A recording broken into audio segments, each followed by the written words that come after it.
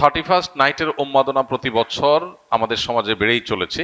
একজন মুসলিম হিসাবে আমাদের করণীয় কি? 31st নাইটের যে অপসংস্কৃতি এবং যে অনাচার সমূহ প্রতি বছর প্রত্যেকটা মসজিদের মেম্বার থেকে ওলামা একরাম মানুষকে সে বিষয়ে সতর্ক করে থাকেন। আমাদের দায়িত্বের অনেকগুলো জায়গা আছে। সবকিছুর আগে আমাদের যে করণীয় সেটি হলো আমাদের নিজেদের আগে অনুধাবন করতে হবে, গভীরভাবে উপলব্ধি করতে হবে যে 31st নাইটের এই কালচারের ক্ষতিকর দিকগুলো কি। একটা বিষয় তো পরিষ্কার, সেটা হলো আল্লাহ রাব্বুল আলামিন কোরআনে কারীমে সূরা হাশরে বলেছেন, ওয়ালা তাকুনু কাল্লাযীনা নাসুল্লাহা ফাআনসাহুম আনফুসাহুম, তোমরা সেই মানুষদের মতো হয়েও না যারা আত্মভোলা হয়ে গেছে। নিজের গন্তব্য, নিজের পরিণতি, পরিণাম, নিজের আত্মপরিচয় এগুলো যারা ভুলে গেছে, যারা উন্মাদনায় গা ভাসিয়ে দিয়েছে, যারা ভোগবাদে ডুবে গেছে, ডুবে গিয়ে তারা নিজেদের আল্লাহকে ভুলে বসে আছে। তো এই মানুষগুলোর মতো তোমরা হয়েও না। যারা আল্লাহকে ভুলে বসে থাকে, গাফেল হয়ে যায়, সে মানুষগুলো তাদেরকে আল্লাহ তাআলা আত্মভোলা করে দেয়। নিজের ভালো মন্দ সে বুঝে না, নিজের ধ্বংস নিজে ডেকে আনে। এই সমস্ত অপসংস্কৃতির মধ্যে যারা হাবুডুবু খাচ্ছে, সেই তারুণ্যকে বিশেষ করে বলতে চাই, তারা আল্লাহকে ভুলে গেছেন। আল্লাহর স্মরণ যদি কারোর থাকে, আল্লাহর প্রতি বিশ্বাস যদি কারোর থাকে, আল্লাহর চিন্তা যদি কারোর মধ্যে জাগরুক থাকে, তাহলে সে কখনো আত্মভোলা হয় না। তার ভালো মন্দ সে বুঝে। মানুষ নিজের ধ্বংস নিজে ডেকে আনে তখনই যখন সে আল্লাহকে ভুলে যায়। আল্লাহ বলেছেন, সে আল্লাহ ভোলা মানুষের মতো হয়েও না যারা আল্লাহ ভোলা হওয়ার কারণে আল্লাহ তাদেরকে নিজেদের ব্যাপারে আত্মভোলা করে দেয়। যে সমস্ত তরুণরা এই সমস্ত উন্মাদনায় লিপ্ত, তারা নিজেরাও জানে না তারা কিভাবে নিজেদের ধ্বংস ডেকে আনছে, নিজেদেরকে ক্ষতির মধ্যে ফেলছে, তাদের মাধ্যমে অন্য অনেককে ক্ষতিগ্রস্ত করছে। এই চিন্তাটুকু পর্যন্ত তাদের নাই, আত্মভোলা হয়ে গেছে। হিতাহিত জ্ঞান তাদের মধ্য থেকে দূর হয়ে গেছে, কারণ তারা আল্লাহকে ভুলেছিল। তো এই বিষয়টি আমাদের অন্তরে গেঁথে যাওয়া উচিত যে আমরা আল্লাহকে যদি সবসময় স্মরণে রাখি, তাহলে কোনো মানুষ, কোনো পাখি, কোনো অসুস্থ মানুষ, কোনো ঘুমন্ত মানুষ আমার দ্বারা কষ্ট পেতে পারে না। দ্বিতীয়ত, 31st নাইটের এই কালচার এটি এসেছে মূলত অগ্নিপূজকদের থেকে। অগ্নিপূজক বা প্রকৃতি পূজারী যারা ছিল, সেই পেগানদের মধ্যে একটা ধারণা ছিল বছরের প্রথম দিনের প্রথম মুহূর্তকে আনন্দ, উৎসব, হই হুল্লোড়, ভালো মন্দ খেয়ে কাটালে সারা বছর ভালো থাকা যায়। এই বিশ্বাসটা কি কোনো বৈজ্ঞানিক বিশ্বাস, বিজ্ঞান ভিত্তিক বিশ্বাস? এটা নিছকই কুসংস্কারাচ্ছন্ন বিশ্বাস। বছরের প্রথম দিন, প্রথম ক্ষণ ভালো খেলে, যদি ভালো কিছু ভোগ উপভোগের মধ্যে থাকলে যদি সারা বছর ভালো থাকা যায়, তাহলে প্রতিদিন সকালবেলা মানুষ ভালো খাইলে সারাদিন ভালো থাকবে। ব্যাপারটা কি সেরকম ঘটে? প্রিয় ভাইরা আমার, আমরা যারা নিজেদেরকে মুসলমান হিসেবে দাবি করি, আমাদের জন্য তো এই কালচারে গা ডুবাবার কোনো সুযোগই নেই। যে সমস্ত মানুষরা নিজেদেরকে তথাকথিত বিজ্ঞান মনস্ক বলে, তারা কোন যুক্তিতে, কোন চিন্তায় বছরের প্রথম মুহূর্তকে আনন্দ করে হই হুল্লোড় করে কাটায়? কি কারণে? কোন যৌক্তিক কারণ ছাড়া কেউ যদি হাসে, যৌক্তিক কোনো কারণ ছাড়া যদি কেউ কাঁদে, তাহলে তাকে আমরা বলি পাগল বা অসুস্থ, বিকৃত মস্তিষ্ক। হঠাৎ করে বছরের 365 রাতের মধ্যে একটি রাতে এসে 12টা 1 মিনিট আপনি আনন্দ করছেন, হই হুল্লোড় করছেন, আতশবাজি করছেন, পটকা ফুটাচ্ছেন, 12টা 1 মিনিট হওয়ার সাথে সাথে লাফালাফি শুরু করছেন। কারণটা কি? কি এমন হয়েছে যে আপনি লাফালাফি করছেন? অথচ তেমন কিছু হয়নি। হ্যাঁ, একটা নতুন বছর শুরু হয়েছে। এই বছরটা খ্রিস্টীয় বর্ষ, খ্রিস্টানদের ধর্ম সংশ্লিষ্ট একটা বছর শুরু হয়েছে। তো তাতে আপনার এত খুশি হওয়ার কি আছে? যদি বলেন যে নতুন বছর হলে আনন্দ উল্লাস করতে হয়, তো নতুন বছর তো আরো আছে, এটাতেই কেন শুধু আনন্দ উল্লাস করেন? তাছাড়া যার আগমন আপনার আনন্দের কারণ হয়, তার বিদায় তো বেদনার কারণ হওয়ার কথা। যে মুহূর্তকে ওয়েলকাম করে আপনি আনন্দিত হচ্ছেন, উল্লাস করছেন, সেটি নতুন একটি বছরের একটি মুহূর্ত। সেটা যদি আপনার আনন্দের কারণ হয়, তাহলে তার এক মুহূর্ত আগেই তো আরেকটি বছরের বিদায় ঘটেছে, তখন তো আপনি কাঁদেননি। যে আসলে আপনি খুশি হয়ে যাচ্ছেন, তার বিদায় তো আপনার ব্যথিত হওয়ার কথা, কিন্তু সেটা তো হচ্ছেন না। তাহলে বোঝা গেল এটা একটা অযৌক্তিক উৎসব, যে উৎসবের পেছনে কোনো লজিক্যাল গ্রাউন্ড নাই, কোনো যৌক্তিকতা নাই, হাসির কোনো কারণ নাই। এই উন্মাদনা, এটা কুসংস্কারাচ্ছন্ন বিশ্বাস থেকে আসছে। এই চিন্তা, এই ভাবনা আমাদের নিজেদেরকে আগে ভালো করে রপ্ত করতে হবে, এরপর আমাদের তরুণদেরকে বোঝাতে হবে। এরপরে যে বিষয়টি আমাদের লক্ষ্য করা দরকার, সেটি হলো আমরা প্রতি বছর দেখি এই আতশবাজির ফলে আমাদের সমাজে মানুষের জীবনের নিরাপত্তা এটা হুমকিতে পড়ে, স্বাস্থ্য ঝুঁকি তৈরি হয়, পরিবেশ বিপর্যস্ত হয়, তরুণদের মধ্যে ভোগবাদের উন্মাদনা তৈরি হয়, নীতি নৈতিকতা, আখলাক এটার অবক্ষয় ঘটে। এই সবগুলো বিষয় এই একটি অপসংস্কৃতির মধ্যে আছে। অন্য কোনো অপসংস্কৃতির একটার মধ্যে এত খারাপ দিক নাই। গত কয়েক বছর আগে প্লাস্টিকের কারখানায় আতশবাজির আগুন লাগার কারণে একজন নারী উদ্যোক্তা নিঃস্ব হয়েছেন, সব গণমাধ্যমে সংবাদ হয়েছে, কিন্তু আতশবাজি থামেনি।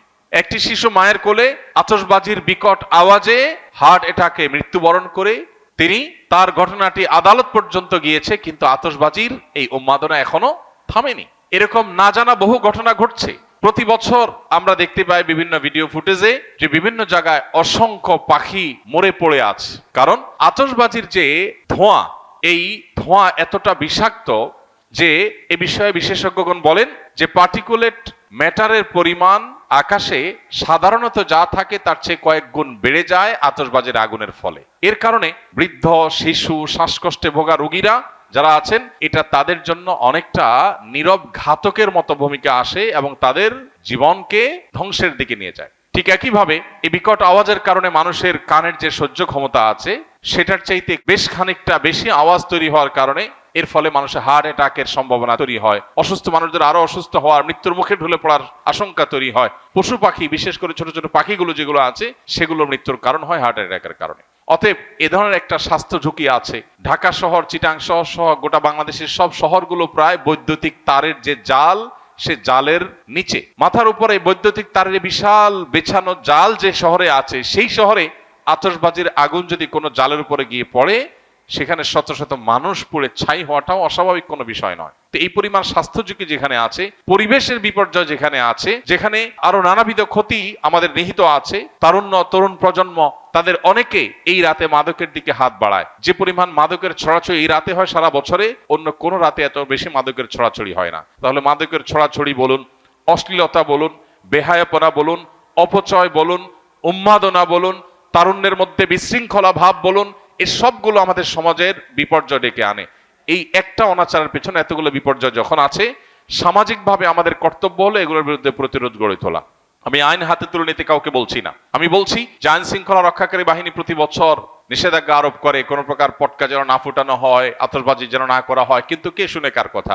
অতএব বাড়িওয়ালারা যদি তাদের ছাদগুলো বন্ধ করে রাখেন, বাবা মারা যদি তাদের সন্তানদেরকে বোঝান, এবং তরুণরা যদি তারা সংঘবদ্ধ হয়ে বিপদগামী তরুণদেরকে বোঝান, কাউন্সেলিং করেন দলে দলে, তারা যদি সমাজে অনাচার বন্ধের জন্য উদ্যোগ নেন, আইন শৃঙ্খলা রক্ষাকারী বাহিনীর ভাইদেরকে সহযোগিতা করেন, তাহলে সেক্ষেত্রে হয়তো সমাজে এই অনাচার থামতে পারে। আমরা আমাদের কাজ করে যাব, হ্যামিলনের বাসিওয়ালার মতো সতর্ক করে দেওয়া, মানুষকে সজাগ করা, এই কাজটা ওলামায়ে কেরাম করছেন, করবেন।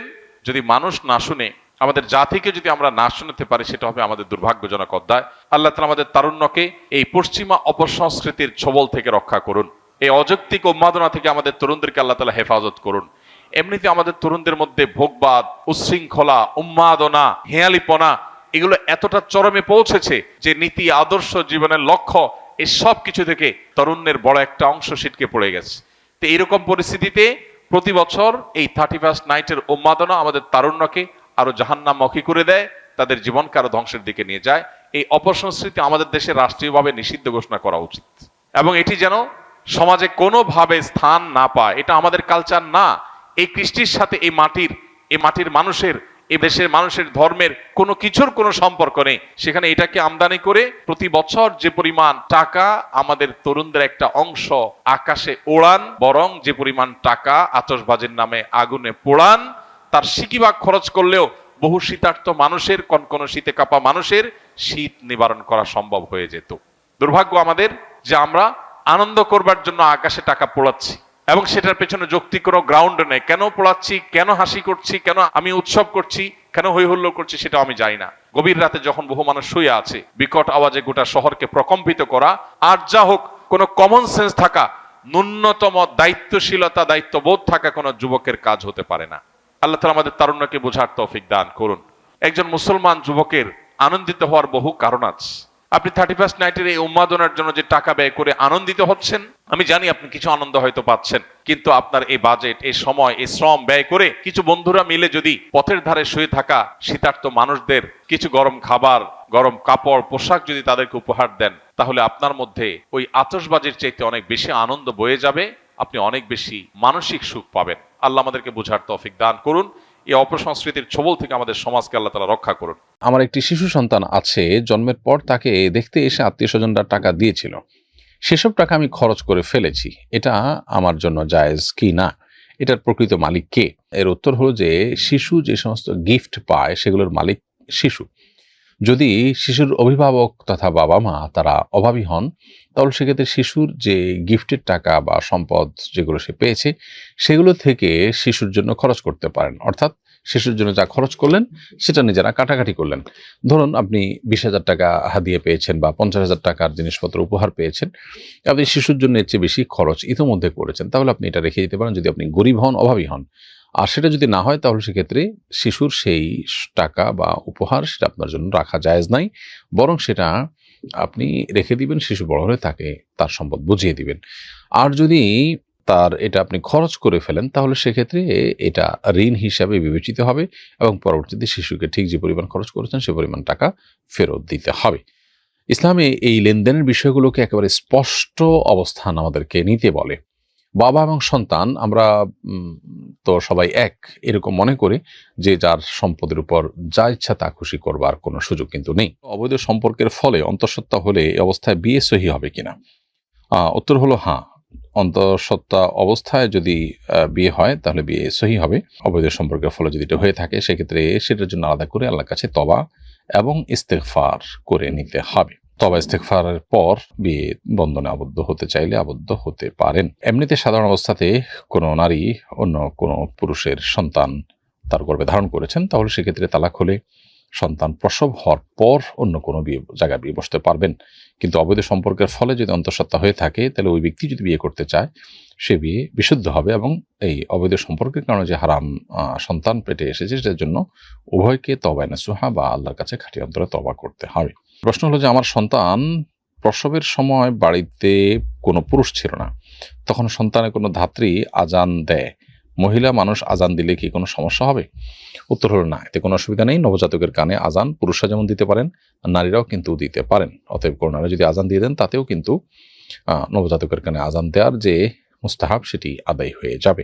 আর 7 মাসের বাচ্চা মিসক্যারেজ হয়েছে, আজকে 15 দিন, এখনো ব্লিডিং হচ্ছে, আমি কি নেফাসের হিসাব করব নাকি 10 দিন অতিরিক্ত হওয়ার পর সেটাকে অসুস্থতা হিসাবে বিবেচনা করে স্বাভাবিক এবাদতবন্দি করব?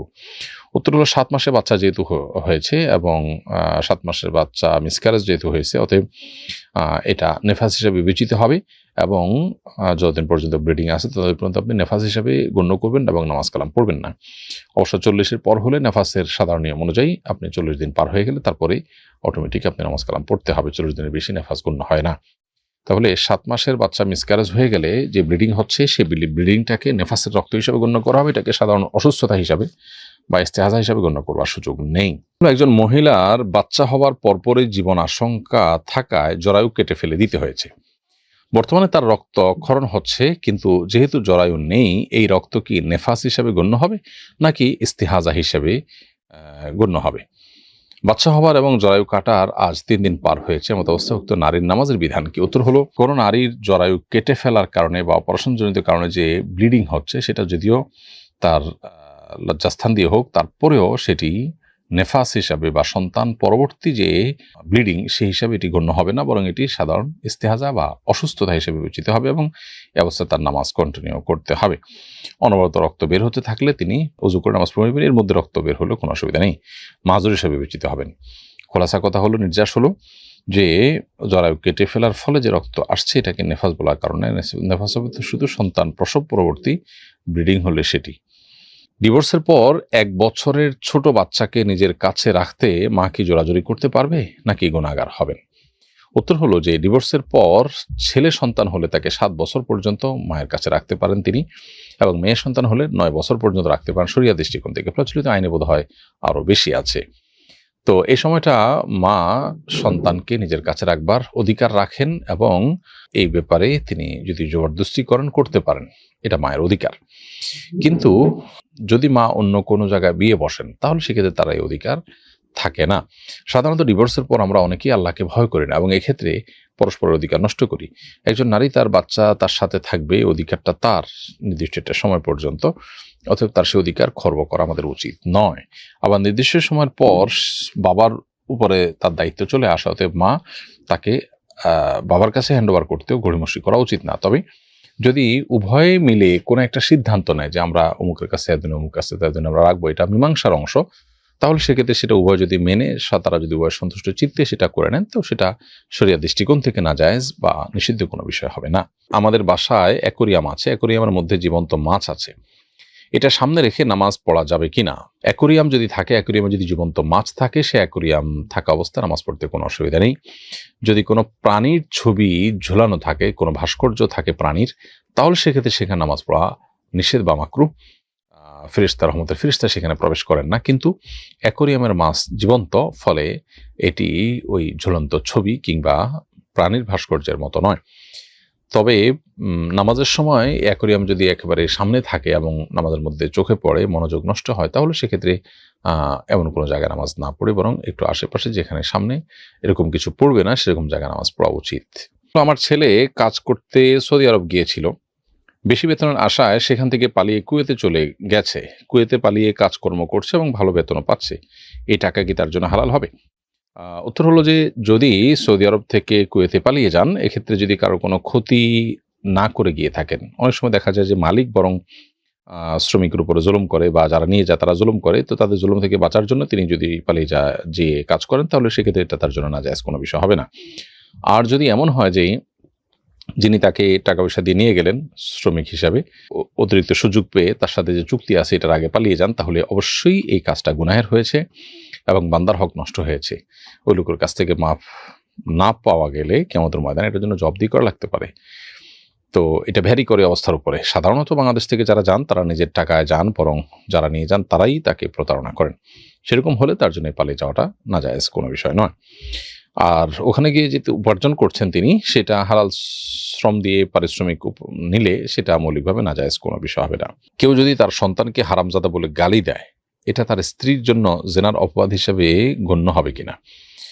উত্তর হলো যে, যদি কেউ এটার অর্থ বুঝে, মানে অবৈধ সন্তান তুমি এরকম অর্থ বুঝে এবং সেটা সিরিয়াসলি মিন করে বলেন, তাহলে তো এটা অবশ্যই স্ত্রীর চরিত্রের উপরে কালিমা লেপন হবে এবং এটা প্রমাণ করতে না পারলে ইসলামের দৃষ্টিকোণ থেকে দণ্ডবিধির আলোকে তিনি 80 বেত্রাঘাত শাস্তির উপযুক্ত হবেন। এর বাইরে তার তার সাক্ষ্য কখনো গ্রহণযোগ্য হবে না এবং সে আল্লাহর কাছে ফাসিক হিসেবে গণ্য হবে।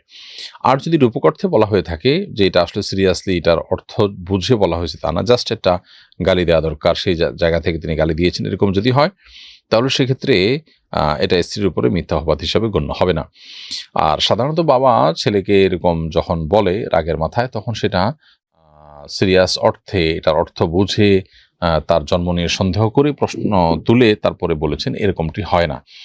যার কারণে সাধারণ অবস্থাতে এই গালি যদি বাবা দেয়, তাহলে সেক্ষেত্রে রূপক অর্থে গালি হিসাবে বিবেচিত হবে এবং এর কারণে স্ত্রীর উপরে অপবাদ দিয়েছেন তিনি এমনটি বলার কোনো সুযোগ থাকবে না। এমএসটি নীলুফা ইসলাম আপনি লিখেছেন, ছেলে সন্তানের জন্ম উপলক্ষে শ্বশুর বাড়িতে একটা ছাগল এবং নিজের বাড়িতে একটা ছাগল আকিকা দেওয়া যাবে কিনা, নাকি দুটো ছাগল একই জায়গায় জবাই করতে হবে? শ্বশুর বাড়ি এবং নিজের বাড়ির মধ্যে প্রায় 3 ঘন্টা দূরত্ব রয়েছে। বোন নীলুফা ইসলাম, আপনার প্রশ্ন উত্তর হলো, আকিকা যেহেতু আপনার ছেলে হয়েছে, 2টি ছাগল দিতে হবে এবং 2টি ছাগলের ক্ষেত্রে একই জায়গায় দেওয়া আবশ্যক নয়। যদি শ্বশুর বাড়িতে একটা, বাবার বাড়িতে একটা, 2 জায়গায় 2টি ছাগল দেওয়া হয়, তাতেও আকিকা হয়ে যাবে।